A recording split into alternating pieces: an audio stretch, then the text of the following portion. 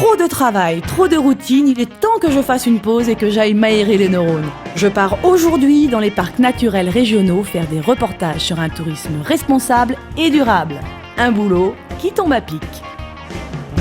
Je m'appelle Hélène et je suis journaliste. Au bout de cette route nous attend le parc naturel régional du Queyras. Aujourd'hui, rendez-vous à l'Arche des Cimes qui réunit une grande partie de la faune et la flore du Queyras. Ce centre de connaissance et d'interprétation de la nature est situé aux portes de la réserve naturelle nationale Ristola-Montviso. L'idée que nous avons eue au travers de cette arche, c'est d'expliquer cette profusion d'espèces, de mieux les connaître. Et en les connaissant mieux, notre prétention est de faire partager finalement tout l'attrait, tout l'intérêt de ce territoire. Principal atout du musée, la découverte des animaux dont chaque espèce est ici représentée.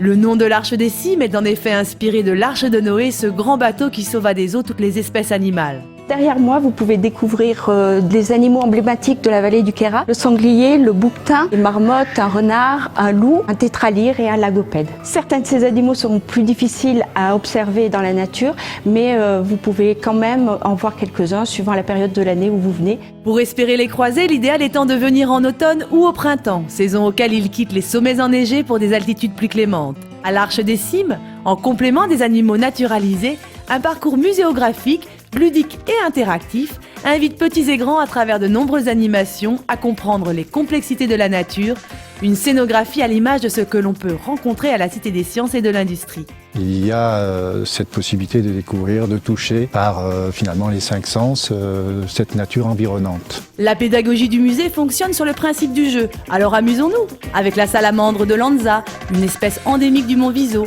avec l'aquascope, dont l'action des manettes précise les espèces existantes dans les rivières, avec la symphonie de l'extrême, sorte de moulin à prière tibétain qui raconte les lichens, ou avec le mélèze, dont les jolies gouttes de résine cuivrée rappellent les interactions entre cet arbre emblématique du Queyras et son milieu.